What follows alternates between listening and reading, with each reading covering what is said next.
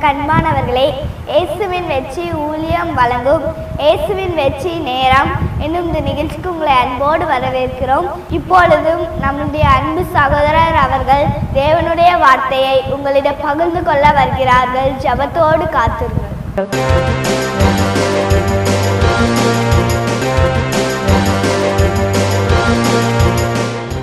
ஆண்டவரும் இரட்சகருமாகிய இயேசு கிறிஸ்துவின் நாமத்தில் உங்கள் யாவருக்கும் அன்பின் வாழ்த்துக்கள். கடந்த நாட்களிலே ஒவ்வொரு நாளும் தேவன் நம்மை நடத்தி வந்தார். அந்த தேவனாகிய கர்த்தருடைய நாமத்தை துதித்து நீங்கள் மகிமைப்படுத்துங்கள். இந்த நாட்களிலேயும் தேவனாகிய கர்த்தர் ஒரு மிகப்பெரியதான மகிழ்ச்சியினாலும் சந்தோஷத்தினாலும் தேவன் நம்மை நிறைக்க போகிறார்.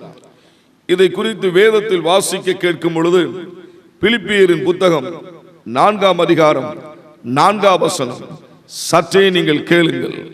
கர்த்தருக்குள் எப்பொழுதும் சந்தோஷமாய் இருங்கள், சந்தோஷமாய் இருங்கள் என்று மறுபடியும் சொல்கிறேன். அப்போஸ்தலனாகிய பவுல் அடிகளார் பிலிப்பு திருச்சபை மக்களுக்கு எழுதப்படுகிற ஒரு செய்தி, அவர்களுடைய வாழ்வில் உலாவிக் கொண்டிருந்ததான துக்கத்திற்கு முடிவு கட்டுவதற்காக ஒரு சந்தோஷத்தின் வாழ்வு அவர்களுக்கு வரும் என்கிறதான ஒரு நிச்சயத்தை ஏற்படுத்துகிறார். எப்பொழுதும் கர்த்தருக்குள் நீங்கள் சந்தோஷமாக இருங்கள். இந்த செய்தியை கேட்டுக்கொண்டிருக்கிற என் அன்புக்குரிய தேவனுடைய பிள்ளைகளே, பெரியவர்களே, நாம் ஆவிக்குரிய அனுபவத்தில் முதிர்ச்சி அடைந்திருந்தாலும் சில நேரங்களிலே நம்முடைய எல்லைகளிலே மிகப்பெரியதான துக்கத்தின் அலை வீசுகிறது. துக்கத்தின் அலை வீசுகிறது. அநேக வருட காலமாக நீங்கள் ஆவிக்குரிய வாழ்க்கையில வளர்ந்து பெருகினீர்கள். இன்றைக்கு ஏதோ ஒரு துக்கத்தின் அலை உங்கள் சந்தோஷத்தை அமைதிப்படுத்தி வைத்திருக்கிறது. உங்கள் மகிழ்ச்சியை உங்கள் எல்லைகளை விட்டு அப்புறப்படுத்தி விட்டது. உங்களுக்கு கொடுக்கப்பட்ட தேவனுடைய சுதந்திரத்தை பல வடிவங்களிலே துக்கமானது போராடி உங்கள் சமாதானத்தை பறித்து கொண்டிருக்கிறது. என்ன பிரதர், என்ன நடக்குனே தெரியல, என்னுடைய ஆவிக்குரிய வாழ்க்கையில் இவ்வளவு பெரிய சோகம், இந்த சோகத்தின் வழியாக நான் துக்கித்துக் கொண்டிருக்கிறேன், எனக்காக ஜெபிக்க யாராகிலும் வரமாட்டார்களா என்றே உங்களுடைய மனம் ஏங்கிக் கொண்டிருக்கிறது. என் அன்பு சகோதர சகோதரிகளே, தேவனாகிய கர்த்தர் உங்களை சந்தோஷத்தினாலும் மகிழ்ச்சியினாலும் நிறைந்திருக்க பண்ண போகிறார். கைகளை தட்டி ஒரு சந்தோஷத்தின் வாழ்வு எனக்கு முன்பாக காத்திருக்கிறது, அந்த எல்லைக்குள் நான் சுதந்திரிக்க போகிறேன், அந்த எல்லைக்குள்ளாக நான் சென்றடைய போகிறேன். தேவனாகிய கர்த்தர் சமாதானம் சந்தோஷத்தினால் என்னை நிறைந்திருக்க பண்ணுவார் என்று சொல்லி அவருடைய நாமத்தை மகிமைப்படுத்துங்கள். சரி, நம்முடைய வாழ்க்கையில் சந்தோஷத்தை பறிக்கும் காரியம் தான் என்ன? சந்தோஷத்தை பறிப்பதற்காக சத்துரு பயன்படுத்துகிற அநேக ஆயுதங்கள் உண்டு. ஒன்று துக்கம். துக்கம். இந்த செய்தியை கேட்டுக்கொண்டிருக்கிற நீங்கள் யாராயிருந்தாலும் சரி, எவராக இருந்தாலும் சரி, ஒரே ஒரு காரியத்தை உங்கள் மனதிலே நீங்கள் ஏற்றுக்கொள்ள வேண்டும். நம்முடைய துக்கங்களை எல்லாம் நம்முடைய ஆண்டவராகிய இயேசு கிறிஸ்து சிலுவையிலே சுமந்தார், சிலுவையிலே சுமந்தார், சிலுவையிலே வெற்றி பெற்றார். இன்று நமக்கு இருக்கும் துக்கங்களை நீக்கி ஒரு மகிழ்ச்சியின் வாழ்வை நமக்கு உதிக்க பண்ணுவார். சரி, இந்த துக்கத்தின் வழியாக கடந்து சென்ற வாக்குத்தத்தத்தின் சந்ததியாம் ஆதி பிதா யாக்கோபு கதரும் காட்சிகளை வேதம் சுட்டி காட்டுகின்றன. ஆதியாகமம் 37:34 சற்றே நீங்கள் கவனியுங்கள். தன் வஸ்திரங்களை கிழித்து தன் அறையிலே ரட்டை கட்டிக்கொண்டு அநேக நாள் தன் குமாரனுக்காக துக்கித்துக் கொண்டிருந்தான். ஒரு நாள் யாக்கோபுக்கு அதிர்ச்சியான செய்தியை அவருடைய பிள்ளையாண்டார்கள் சொல்லுகிறார்கள். இந்த செய்தியை கேட்டவுடனே யாக்கோபு துடிதுடித்து போனார். வேதம் சொல்லுகிறது, யாக்கோபு யோசேப்புக்கு நேரிட்ட காரியங்களை எண்ணி துக்கித்துக் கொண்டிருந்தார் என்று தேவனுடைய வார்த்தை சொல்லுகிறது. என கண்பான தேவனுடைய பிள்ளைகளை, என்னதான் நிகழ்ந்தது? ஒரு வாக்குத்தத்தத்தின் சந்ததி தேவனால் முன்குறிக்கப்பட்ட ஒரு சந்ததி இப்பொழுது துக்கத்தின் நிமித்தமாக அழுது கொண்டிருக்கிறார்கள். ஆதியாகமம் 37-33 வாசிக்க கேட்கும் பொழுது அவர் புலம்பிக் கொண்டிருந்தார். யாக்கோபு புலம்பிக் கொண்டிருந்தார். 34 துக்கித்துக் கொண்டிருந்தார். 35 வசனத்தில் வாசிக்க கேட்கும் பொழுது அழுது கொண்டே இருந்தார். அழுது கொண்டே இருந்தார். எத்தனை பெரியதான துக்கம், எத்தனை பெரியதான துக்கம் என கண்பான தேவனுடைய பிள்ளைகளே, அன்று ஒரு நாளிலே நடக்கக்கூடாதது நடந்ததை போல யோசேப்பை குறித்ததான ஒரு தவறான செய்தியை யாக்கோபுக்கு பரப்பினார்கள். அந்த செய்தி நிமித்தமாக யாக்கோபு துக்கித்துக் கொண்டிருந்தார் என்று தேவனுடைய வார்த்தை சொல்லுகிறது. பல நேரங்களில் நாம் நினைத்து பார்த்திராத சில சம்பவங்கள் நம்முடைய வாழ்க்கையிலே துக்க அலையாக வீசுகிறது. அது நிமித்தமாக புலம்புகிறோம், அழுகிறோம், கண்ணீர் வடிக்கிறோம். தேவனே ஏன் என்று தேவனிடத்தில் அநேக முறை நாம் வினாவக்கூடியவர்களாக இருக்கிறோம். இன்றும் கூட யாக்கோபு இந்த செய்தி வரும் என்று நினைத்து பார்க்கவில்லை. சில நேரங்களிலே யாக்கோபுக்கு இந்த செய்தியை தேவனே கொடுக்க வேண்டும் என்று நினைத்திருந்தார். கொடுக்க வேண்டும் என்று தேவன் நினைத்திருந்தார். இந்த செய்தியை கேட்கிற நீங்கள் யோசிக்கலாம், தேவன் இப்படி துக்கத்தின் செய்தியை கொடுப்பாரா? யாக்கோபுடைய வாழ்க்கையிலே அன்று எதிர்பார்த்திராத இந்த துக்கமான செய்தியை அவர்களுடைய பிள்ளையாண்டார்கள் வந்து கொண்டு கொடுக்கிறார்கள். சில நேரங்களில் வரும் துக்க செய்தியை கேட்கும் போது நம்முடைய மனம் பதறுகிறது, நம்முடைய மனம் கலங்குகிறது, அழுகிறோம். ஏன் ஆண்டவரே என்று கேட்கிறோம். வேதாகமத்தின் பாதையில் கடந்து சென்ற ஒவ்வொருவரும் துக்கத்திற்கு பின்பாக நிறைவானதை பெற்றுக் கொண்டார்கள் என்று தேவனுடைய வார்த்தை சொல்லுகிறது. யாக்கோபு அழுதான், புலம்பினார், துக்கித்துக் கொண்டிருந்தார். இந்த செய்தியை கேட்டுக்கொண்டிருக்கிற எனக்கு அன்பான சகோதர சகோதரிகளே, ஏதோ ஒரு காரியத்தை குறித்து நீங்கள் துக்கிக்கிறீர்கள். அழுது அழுது அழுது புலம்பிக் கொண்டே இருக்கிறீர்கள். என் பெருமூச்சு என்றைக்கு முடிவுக்கு வரும்? என்னுடைய ஆவியில் இருக்கிறதான சோர்வு என்றைக்கு விலகும் என்றே நீங்கள் கேட்கிறீர்கள். இன்றைக்கு தேவனாகிய கர்த்தர் உங்கள் அருகில் தோன்றி உங்களுடைய கையை பிடித்து சொல்கிறார், ஒரு சந்தோஷத்தின் வாழ்வு காத்திருக்கிறது. உங்கள் தைரியத்தை விட்டுவிடாதீர்கள். விசுவாசத்தோடு கூட தேவன் எல்லா துக்கங்களிலும் எனக்கு ஒரு நிறைவானதை தருவார், நேர்த்தியானதை தருவார், கம்பீர வாழ்வு உண்டு என்று சொல்லி தேவனுடைய நாமத்தை துதித்து நீங்கள் மகிமைப்படுத்த வேண்டும் என்று தேவன் விரும்புகிறார்.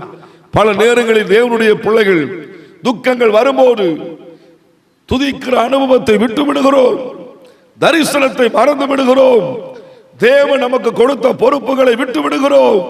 போதும் போதும் என்றே நாம் சலித்து விடுகிறோம். இன்றைக்கு இந்த செய்தியை கேட்கிற நீங்கள் ஏதோ ஒரு காரியத்தில் சலித்து போயிருக்கிறீர்கள். அதிலிருந்து நீங்கள் வெளியே வர வேண்டும் என்று தேவனாகிய கர்த்தர் விரும்புகிறார். துக்கம் நமக்கு சொந்தமானது அல்ல. அதற்கு பதிலாக சந்தோஷத்தின் வாழ்வை தேவன் ஏற்படுத்தி வைத்திருக்கிறார். நீங்கள் எப்பொழுதும் சந்தோஷமாய் இருக்கும்படியான, தப்பிக்கொள்ளும்படியான போக்கை தேவன் ஏற்படுத்துவார். என கண்பானவர்களே, உங்கள் துக்க நாட்கள் முடிவுக்கு வரத்தான் செய்யும். யாக்கோபு எத்தனை ஆண்டு காலமாய் இதையே எண்ணி எண்ணி அழுது கொண்டிருந்தார். நினைத்து பார்த்திராத துக்க செய்தி யாக்கோபுக்கு வந்தது. ஆனால் இஸ்ரவேலின் தேவனாகிய கர்த்தர் அதே யாக்கோபுக்கு ஒரு மகிழ்ச்சியின் செய்தியை வைத்திருந்தார். இந்த நாளிலும் கூட தேவனுடைய சமூகத்தில் விசுவாசத்தோடும் நம்பிக்கையோடும் உறுதியோடும் கர்த்தரின் மேல் வைக்கிற பாசமும் நேசமும் பெருகட்டும் பெருகட்டும். பிரியமானவர்களே, ஆதியாகம புத்தகம் 45 அதிகாரம் 27 வசனத்தில் என்ன சொல்கிறது? சற்றே நீங்கள் கவனியுங்கள். அவர்கள் யோசேப்பு தங்களுடனே சொன்ன வார்த்தைகளை யாவையும் அவனுக்கு சொன்னபோது தன்னை ஏற்றிக்கொண்டு போகும்படி யோசேப்பு அனுப்பின வண்டிகளை அவன் கண்டபோது அவர்களுடைய தகப்பனாகிய யாக்கோபின் ஆவி உயிர்த்தது. ஒரு நாள் மரண செய்தி அறிவித்த போது அழுது புலம்பிக் கொண்டிருந்த யாக்கோபுக்கு இப்பொழுது அதே சகோதரர்கள் வந்து சொல்லுகிறார்கள், என் தகப்பனே, யோசேப்பு மரிக்கவில்லை, எகிப்து தேசத்தில் உயர்த்தப்பட்ட நிலைமையில் இருக்கிறதாக செய்தியை யாக்கோபுக்கு அருளப்பட்டதாக பார்க்கிறோம். என கண்பானவர்களே, இந்த இரண்டு காட்சிகளை நினைத்து பாருங்கள். ஒரு நாளிலே துக்கத்தை விதைத்த சகோதரர்கள் இப்பொழுது யோசேப்பை குறித்து யாக்கோபுக்கு நல்ல ஒரு செய்தியை சொல்லுகிறார்கள், சந்தோஷத்தின் செய்தியை சொல்லுகிறார்கள். யோசேப்பு எகிப்திலே ஆடு மேய்த்துக் கொண்டிருக்கிறான் என்று சொல்லவில்லை, அரசனாக இருக்கிறான், அரசனாக இருக்கிறான். இப்பொழுது யோசித்து பாருங்கள், நம்முடைய ஆண்டவராகிய தேவன் ஒவ்வொரு காலகட்டங்களிலும் தம்முடைய ஜனத்தை நேசித்து அவர்களுக்கு செய்ய வேண்டிய காரியத்தை நேர்த்தியாக நிறைவாக செய்கிற தேவன். துக்கித்துக் கொண்டிருந்த யாக்கோவுக்கு நற்செய்தி புறப்பட்டு வருகிறது. யாக்கோபு யாக்கோபு அரசனாக இருக்கிறான், மேன்மைப்படுத்தப்பட்டு இருக்கிறான். சுகமான ஒரு வாழ்வு அந்த தேசத்தில் யோசேப்புக்கு அருளப்பட்டிருக்கிறது என்று சொல்லி நற்செய்தி அறிவித்தான். நீங்கள் ஒவ்வொரு நாளும் துக்கித்துக் கொண்டிருந்தீர்கள். இனி வருகிற நாட்களிலே தேவனாகிய கர்த்தர் நற்செய்தியை கேட்கும்படியாக தம்முடைய கிருபைகளையும் இரக்கத்தையும் உங்கள் வாழ்விலே தொடர பண்ணுவார், தொடர பண்ணுவார். துக்கத்தை உங்கள் எல்லைகளை விட்டு நிறுத்துவார். யாக்கோபுடைய வாழ்க்கையில் துக்கம் என்கிறதான ஒரு அலை, புலம்பல் என்கிறதான அலை, அழுகை என்கிறதான அலை நிறுத்தப்பட்டது. அதற்கு பதிலாக சந்தோஷமும் மகிழ்ச்சியும் உயிர்ப்பிக்கத்தக்கதான நிலை உருவாக்கப்பட்டது. நீங்கள் வாழ்ந்திருந்து தேவனுக்கு சாட்சியாக இருக்கும்படியாக தேவனாகிய கர்த்தர் உங்கள் ஒவ்வொரு காரியத்திலையும் துணையாக இருந்து உங்களுக்கு உதவி செய்வார். கைகளை தட்டி கர்த்தருடைய நாமத்தை மகிமைப்படுத்துங்கள். என் தேவன் என்னை கைவிட மாட்டார், என்னை தப்புவிப்பார், ஆனந்த சந்தோஷத்தினால் நிறைந்திருக்க பண்ணுவார் என்றே நீங்கள் தேவனை துதிக்கும் போது ஒரு அதிசயத்தை காணும்படியாய் கர்த்தர் நமக்கு கிருபை செய்வார். முதலாவதாக நம்முடைய சந்தோஷத்தை பறிக்கும் ஆயுதம் துக்கம். அது யாக்கோபின் எல்லையை விட்டு துரத்தப்பட்டது. சந்தோஷத்தின் வாழ்வு யாக்கோபுக்கு தொடங்கப்பட்டது. மறுபக்கம் நம்முடைய வாழ்க்கையில் வருகிறதான சந்தோஷத்தை பறிக்கும் காரியம், அதை குறித்து வேதத்தில் வாசிக்க கேட்கும் பொழுது சங்கீதம் 126:4 சற்றே நீங்கள் கேளுங்கள். கர்த்தாவே, தெற்கத்திய வெள்ளங்களை திருப்புகிறதை போல் எங்கள் சிறையிருப்பை திருப்பும். இங்கே பக்தன் சொல்லுகிறான், கர்த்தாவே, தேவனே, தெற்கத்திய வல்லங்களை திருப்புகிறதை போல எங்கள் சிறையிருப்பை திருப்பும். சமாதானத்தை பறித்துக் கொண்டிருக்கிறது, சிறையிருப்பை திருப்பும் என்று அவன் கெஞ்சி கேட்கிற காரியங்களை பார்க்கிறோம். என கண்பான தேவனுடைய பிள்ளைகளே, இன்றைக்கு நாம் ஏதோ ஒரு சிறையிருப்பிலே சிக்கிக் கொண்டிருக்கிறோம். அநேகர் சொல்வார்கள், வியாதியின் சிறையிருப்பு எங்களை வளைந்திருக்கிறது.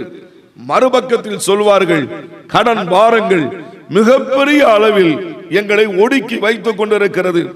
இன்னொரு கூட்டத்தார் சொல்வார்கள், ஐயா, எங்களுடைய வாழ்க்கையிலே எல்லாம் இழந்திருக்கிறோம், எல்லாம் இழந்திருக்கிறோம், ஒரு சிறையிருப்பிலே, சிறையிருப்பின் தேசத்தில் சிக்கிக் கொண்டிருக்கிறோம், எங்களுக்கு ஆபத்து கிட்டி சேர்ந்து விட்டது, இனி நாங்கள் தப்பி பிழைக்க முடியுமா என்றே கேட்கக்கூடியவர்கள் உண்டு. வேதம் என்ன சொல்கிறது? ஆபத்து காலத்தில் என்னை நோக்கி கூப்பிடு, நான் உன்னை விடுவிப்பேன் என்று தேவனாகிய கர்த்தர் நமக்கு வாக்கு கொடுத்திருக்கிறார். என் அன்பு சகோதர சகோதரிகளே, உங்கள் வாழ்வில் இருக்கிறதான சமாதானத்தை திருடுகிற ஒவ்வொரு சிறையிருப்புகளையும் தேவன் முறிக்க போகிறார், தேவன் முறிக்க போகிறார். அதற்கு பதிலாக கிருபையினால் உங்களை தூக்கி நிறுத்த போகிறார். நீங்கள் யாராயிருந்தாலும் சரி, ஒரு சுக வாழ்வு, சிறையிருப்பில் இருந்து தேவன் உங்களை விடுதலையாக்கி ஒரு ஆனந்த பயணத்தை உங்களுக்கு தொடங்கி கொடுக்க போகிறார். அநேக நாட்களாக நீங்கள் சிறையிருப்பில் இருந்து கவலையோடு கூட இருந்தீர்கள், கவலையோடு கூட இருந்தீர்கள். மறுபக்கத்தில் கண்ணீர் வடித்துக் கொண்டிருந்தீர்கள், இன்னொரு பக்கத்தில் புலம்பிக் கொண்டிருந்தீர்கள். வேதனை வேதனை நாளுக்கு நாள் பெருகுகிறதே, முடிவு வராதா முடிவு வராதா என்றே ஏங்கினீர்கள். இப்பொழுது ஆண்டவராகிய தேவன் நல்ல ஒரு முடிவை உங்களுக்கு ஏற்படுத்தி கொடுத்து உங்கள் சிறையிருப்பை தேவன் உங்களை விட்டு அப்புறப்படுத்த போகிறார். தெற்கத்திய வெள்ளங்களை திருப்புகிறதை போல் எங்கள் சிறையிருப்பை திருப்பும் ஆண்டவரே. எத்தனை உரிமையான ஜெபம்! இன்றைக்கு உங்களுடைய வாழ்க்கையில் எந்தெந்த காரியங்கள் திருப்பப்படணுமோ தேவனை நோக்கி முறையிடும் போது தேவன் தம்முடைய அதிசய வல்லமையை வெளிப்படுத்துவார். ஆம் பிரியமானவர்களே, வேதத்தில் வாசிக்க கேட்கும் பொழுது நியாயாதிபதிகளின் புத்தகம் 4ஆம் அதிகாரம் 3ஆம் வசனம் என்ன சொல்லுகிறது? சற்றே நீங்கள் கவனியுங்கள். அவனுக்கு 900 இரும்பு ரதங்கள் இருந்தது. அவன் இஸ்ரவேல் புத்திரரை 20 வருஷம் கொடுமையாய் ஒடுக்கினான். இஸ்ரவேல் புத்திரர் கர்த்தரை நோக்கி முறையிட்டார்கள். தேவனாகிய கர்த்தர் அற்புதமாக ஆச்சரியமாக நடத்தப்பட்ட ஜனம் இஸ்ரவேல் ஜனங்கள். இப்பொழுது கானானின் ராஜா யாபீனுடைய நாட்களிலே ஒரு சோகமான ஒரு காரியம். அவனுடைய ராணுவ தளபதி செசரா இந்த இஸ்ரவேல் ஜனங்களின் மேலே படையெடுக்கிறான். ஒவ்வொரு நாளும் படையெடுத்து 20 ஆண்டு காலமாக அவருடைய வாழ்வில் ஒரு சோக செய்தியை ஏற்படுத்தினார். நன்கு நீங்கள் கவனிக்க வேண்டும். 20 ஆண்டு காலம் சோக செய்தியை உருவாக்கி கொண்டிருக்கிறான். கானானின் ராஜாவாகிய யாபீனும் அவனுடைய சேனாதிபதியாக இருக்கும் செசராவும். இந்த 2 பேரும் என்ன நினைத்தார்கள்? இஸ்ரவேல் அடிமைகளாக சிக்கிக் கொண்டார்கள். இனி நம்முடைய வாழ்வில் அவர்கள் நிமித்தமாக நன்மைகளை பெற்றுக்கொண்டு வரலாம் என்று சொல்லி ஒவ்வொரு நாளும் இஸ்ரவேல் ஜனங்களை கானானின் ராஜாவாகிய யாபீன் செசராவும் ஒடுக்கி கொண்டு வந்தான். இவர்கள் தங்களுடைய வாழ்வில் சுதந்திரத்தை இழந்தார்கள். சுகமாய் இருக்க முடியவில்லை. மகிழ்ச்சியாக இருக்க விரும்பினார்கள். மகிழ்ச்சியாக இருக்க முடியவில்லை.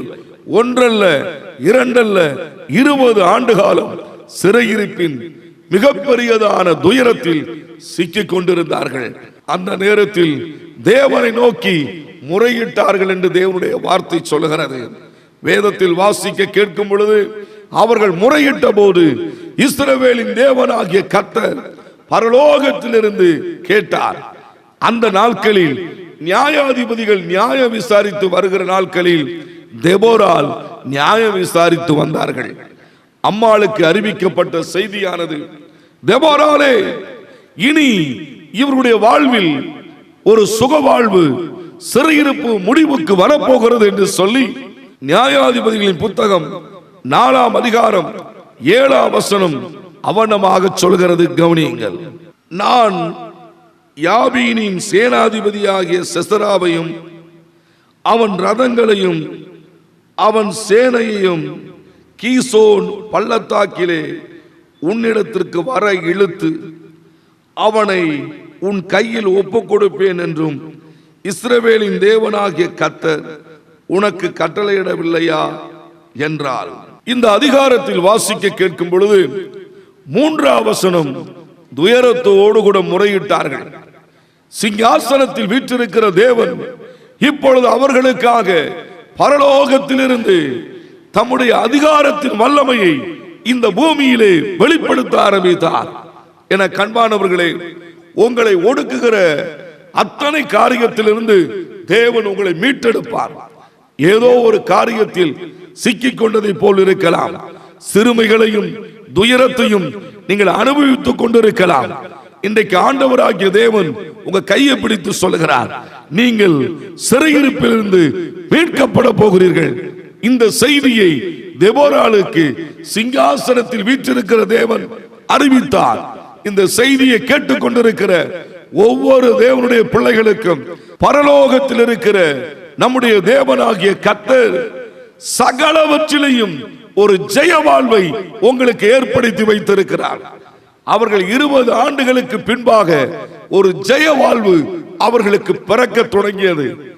என கண்பானவர்களே, தேவனாகிய கர்த்தர் இஸ்ரவேல் ஜனங்களின் கூப்பிடுதலை கேட்டார். நீங்கள் அநேக நாட்களாக ஏதோ ஒரு காரியத்திற்காக ஜெபித்துக் கொண்டே இருக்கிறீர்கள். பதில் வருமா பிரதர்? பதில் கிடைக்குமா பிரதர்? இது என்ன போராட்டம்னு தெரியவில்லை, என்ன சாப போராட்டம்னு தெரியவில்லை, என்ன காரியத்திற்கு இது வந்ததென்று தெரியவில்லை. என்ன வந்தாலும் தேவனை நோக்கி நாம் முறையிடும் போது, அவருடைய சமூகத்தை நாடி நிற்கும் போது, தேவன் ஒருபோதும் நம்மை கைவிடவே மாட்டார், கைவிடவே மாட்டார். என கண்பான தேவனுடைய பிள்ளைகளே, உங்கள் சூழ்நிலைகள் சிறையிருப்பை போல் இருக்கலாம், அது மாற்றி அமைக்கிற தேவனுடைய வல்லமை உங்கள் அருகிலே இப்பொழுது வெளிப்பட்டுக் கொண்டிருக்கிறது. நடந்தது என்ன? அன்றைக்கு தெபோராள் சொல்லுகிறார், பாராக்கே பாராக்கே, அடிமைத்தனம் முறிக்கப்படும் காலம் வந்துவிட்டது. இன்றைக்கு ஆண்டவர் உங்களை பார்த்து சொல்லுகிறார், தேவ பிள்ளைகளே, தேவ பிள்ளைகளே, உங்கள் அடிமைத்தனம் சிறையிருப்பு முடிவுக்கு வரப்போகிறது, முடிவுக்கு வரப்போகிறது. கைகளை தட்டி கர்த்தருடைய நாமத்தை நீங்கள் மகிமைப்படுத்துங்கள். வேதம் சொன்ன வண்ணமாக தேவனாகிய கர்த்தர் அன்றைக்கு அவர்களுக்காக இறங்கி கிரியை செய்ய ஆரம்பித்தார். தேவனுடைய வார்த்தை சொல்லுகிறது, இஸ்ரவேல் ஜனங்களின் மேல் யுத்தங்களை நடப்பித்து நன்மையானதை பறித்துக் கொண்டிருந்த கானானின் ராஜா தோற்கடிக்கப்பட்டான், சத்துரு துரத்தப்பட்டான், சத்துரு துரத்தப்பட்டான். தேவ ஜனங்களோ சுதந்திரம் அடைந்தார்கள், சுதந்திரம் அடைந்தார்கள். இந்த நாளிலும் கூட உங்கள் வாழ்வில் இருக்கிற எல்லா சிறையிருப்புகளும் மாறும். தேவனாகிய கர்த்தர் நிச்சயம் மாற்றுவார். அவர்களுக்கு இருந்த 20 வருடம் சிறையிருப்பை தேவன் மாற்றினார், வெற்றியின் வாழ்வை கொடுத்தார், சுகத்தின் வாழ்வுக்கு நேராக தேவன் அவர்களை நடத்தினார். ஒரு சந்தோஷம் அவர்களுக்கு வந்ததாக தேவனுடைய வார்த்தை சொல்லுகிறது. என் அன்புக்குரிய சகோதர சகோதரிகளே, உங்கள் மத்தியில் நின்று பிரசங்கம் பண்ணுகிறேன். ஊழிய அனுபவத்திலே இத்தனை ஆண்டு காலம் எத்தனை சிறையிருப்புகள், எத்தனை சிறையிருப்புகள் வந்த போதிலும் தேவன் ஒருபோதும் கைவிடவே இல்லை. கரந்தாங்கினார், சுமந்து வந்தார், நடத்தி வந்தார், துணையாக இருந்தார், ஜெயிக்க வைத்தார், கிருபையினால் நிலைத்து நிறுத்தி வைத்திருக்கிறார். நாம் நிலை நிற்பது அவருடைய கிருபை, அவருடைய கிருபை. இன்றும் கூட உங்களுடைய வாழ்வில் ஒரு மகிழ்ச்சியான செய்தியை தேவன் ஏற்படுத்துவார். சந்தோஷத்தை திருடுகிற இரண்டாவது காரியம் பார்த்தோம், சிறையிருப்பு. தேவன் சிறையிருப்பை திருப்புகிறார்.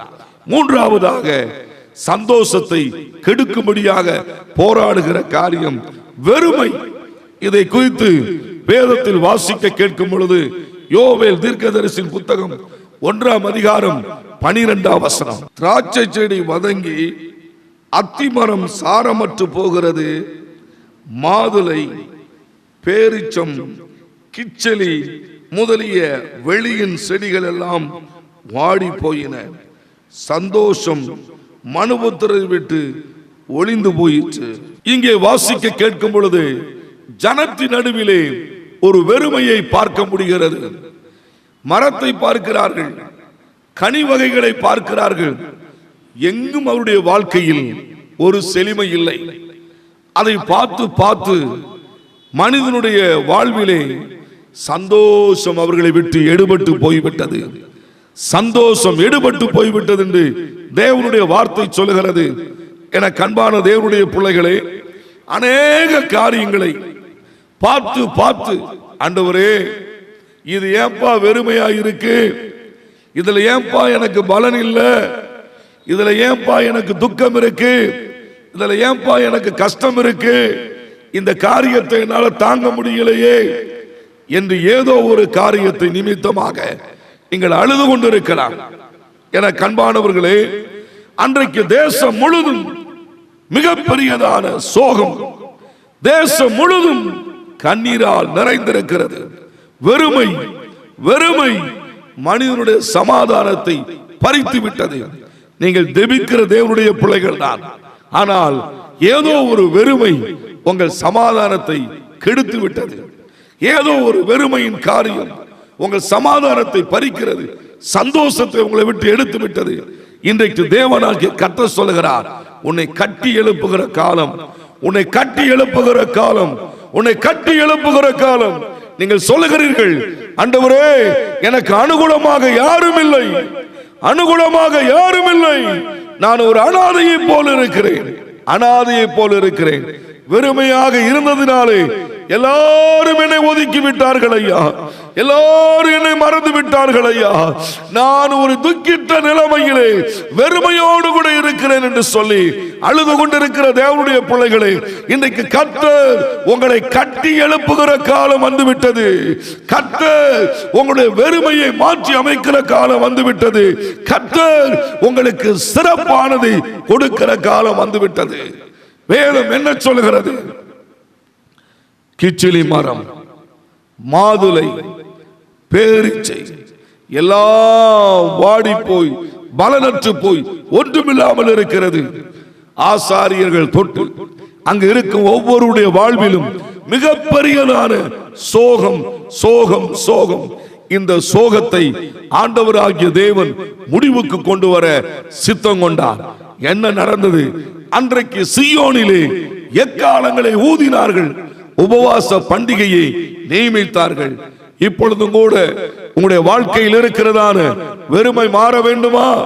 தேவ சமூகத்திற்கு ஓடோடி வந்து, ஆண்டவரே எங்களுக்கு இரக்கம் செய்யுங்கப்பா, நாங்கள் செய்த காரியங்களை மன்னிங்கப்பா, உமக்கு பிரியமில்லாத காரியத்தை எங்களை விட்டு அகற்றி விடுங்கப்பா.